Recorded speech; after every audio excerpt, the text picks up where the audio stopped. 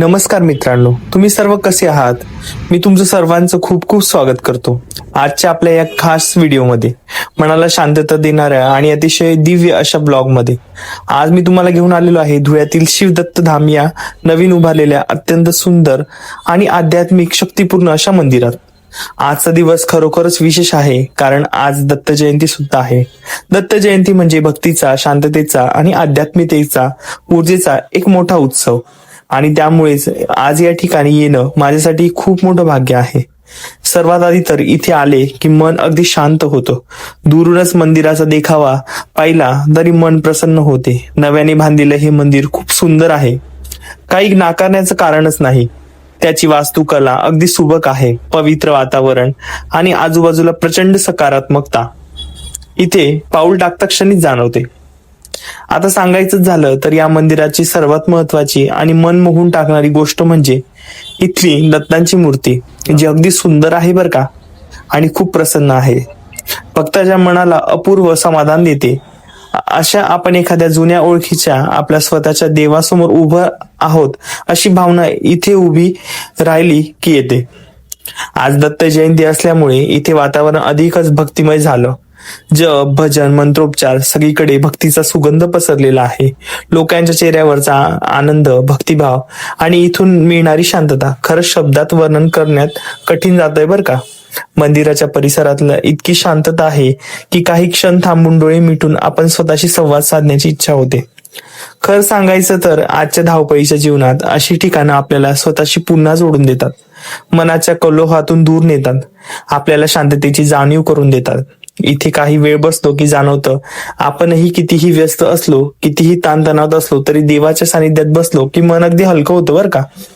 मित्रांनो, हे शिवदत्त धाम फक्त मंदिर नाही, इथं आल्यावर जाणवतं की हे ऊर्जेचं आणि आध्यात्मिक शक्तीचं मोठं केंद्र आहे.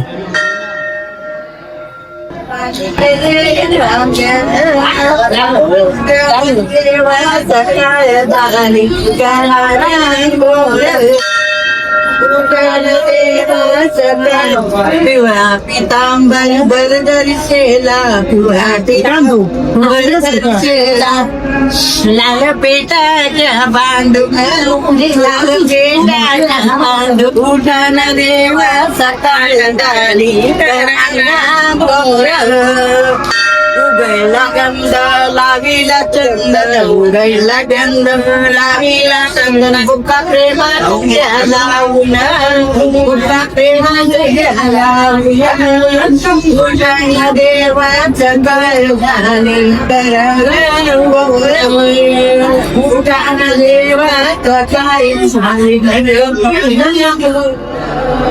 गेल्या 27 तारखेपासून अनेक जणांनी पारायण केलेले आहे. दत्त पारायण असेल, श्री स्वामी समर्थांचं पारायण असेल, तर असे वेगवेगळ्या केंद्रात वेगवेगळे उपक्रम राबवले जात आहेत. आणि बरं का मित्रांनो, फक्त इथं दत्तांचीच मूर्ती नाही, तर दत्तांच्या मूर्तीच्या खाली गाभाऱ्यात श्री शिवाची सुद्धा शिवलिंग स्थापित करण्यात आलेले आहे. ते पण मंदिर अगदी सुंदर आहे. इथं आल्यानंतर खूप शांतता आणि मनाला एक सुंदरता आणि एक स्वच्छता जाणवते.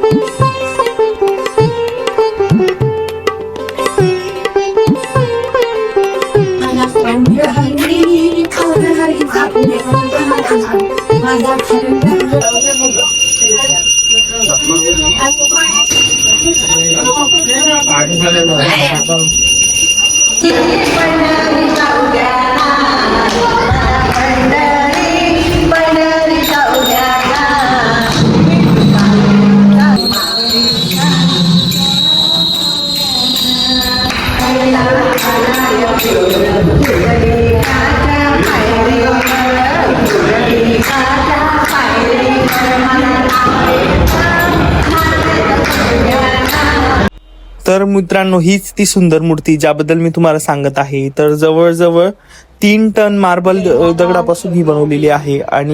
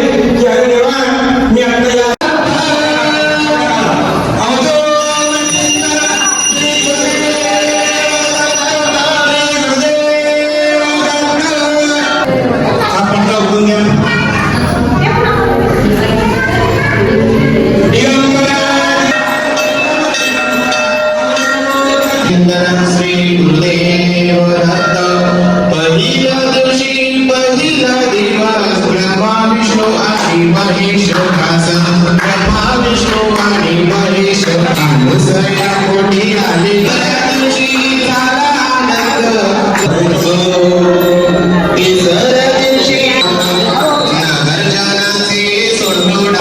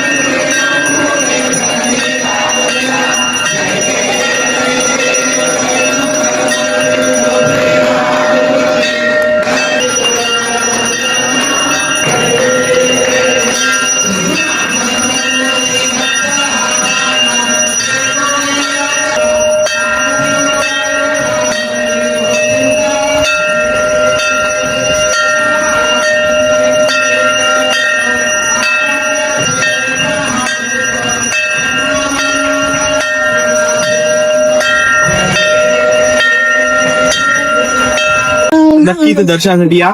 ऍटमॉस्फिअर खूप छान आहे आणि मंदिर सुद्धा खूप सुंदर आहे.